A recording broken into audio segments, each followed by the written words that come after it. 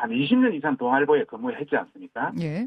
뭐 그런 어떤 전문성과 또 경륜이라든지 경험이 함부로 축적될 수 있는 게 아닙니다.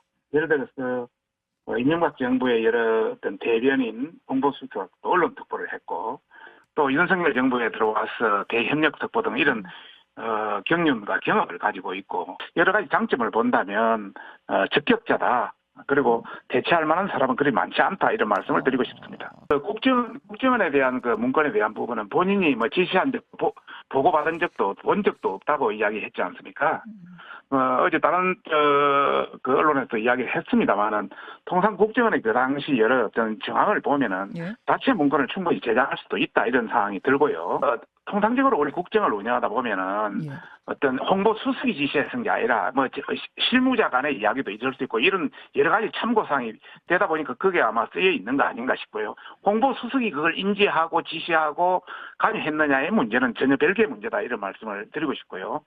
또 홍보 수석실에서 만들었다는 자료 있지 않습니까? 예. 문재인 정부 산하의 홍보 수석실도 예. 마찬가지 그런 업무는 했을 겁니다.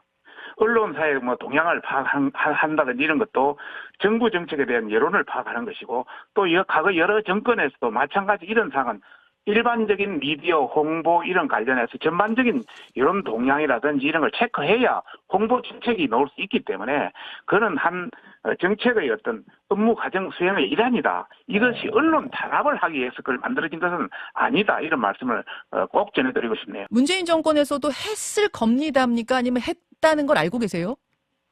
뭐 저한테 구체적인 자료가 없으니까 지금 뭐라고 말씀드리길 바랐습니다. 제가 본다면은 반드시 했을 것이다. 하지 않았으면 그는 무능한 정부다.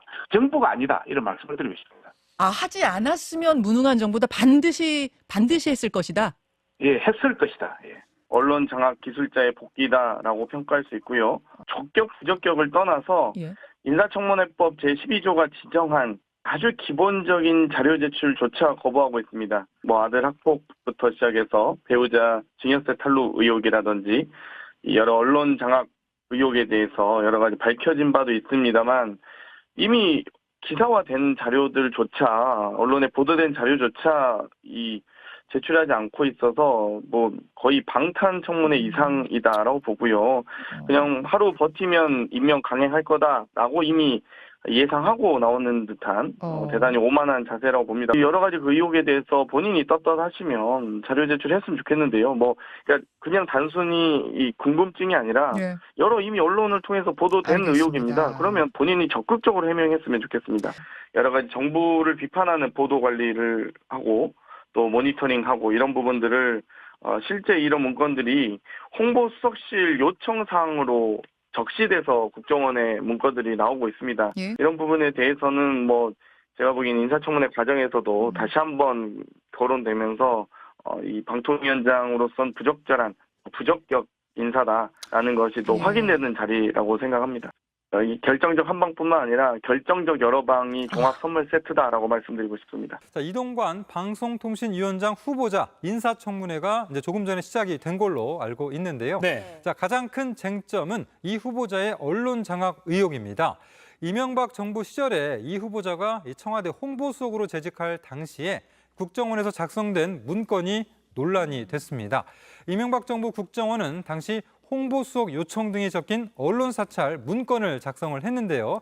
자, 이를 근거로 이 후보자가 언론사 동향을 파악해서 보고를 하고 인사에까지 깊숙이 관여하는 등 언론 장악을 진두지휘했다는 의혹이 나왔습니다. 그런데 이 후보자는 이 언론 장악 의혹 계속 부인하는 상황이죠? 네, 그렇습니다. 이 후보자는 모두 자신의 지시나 보고가 없었던 실무 차원의 일이라고 해명하고 있습니다. 들어보시죠. 언론을 장악하기 위해서 어떤 지시, 또 실행, 그리고 분명한 결과가 나왔었다면 제가 오늘 이 자리에 설 수 있었겠는가. 네. 자, 또 어제 국회 정부에서는 야당이 국정원을 향해서 이른바 이동관 문건에 대해서 따져 물었는데요. 국정원 측은 확인된 바 없다고만 답했습니다. 이것도 들어보시죠. 네. 국정원장에게 이동관 소위 문건을 본 적이 있냐라고 물었을 때 질의했을 때 본 적 없다라고 했고 네, 결국 오늘 청문회에서도 이 문건을 두고 질의가 이어질 텐데 야당은 구체적인 문건을 제시하면서 이 후보자의 개입 여부를 따질 계획입니다. 네, 지금 이동관 후보자가 국회에 아침에 출석을 하면서 기자들에게 이른바 언론 장악 문서 이런 거에 대해서 어떻게 생각하냐라고 의견을 물었더니 청문회장에서 얘기하겠다. 청문회 턱 앞에서 이렇게 질문 많이 하는 건 나를 괴롭히는 거다라고 기자들에게 발언했다고 합니다. 지금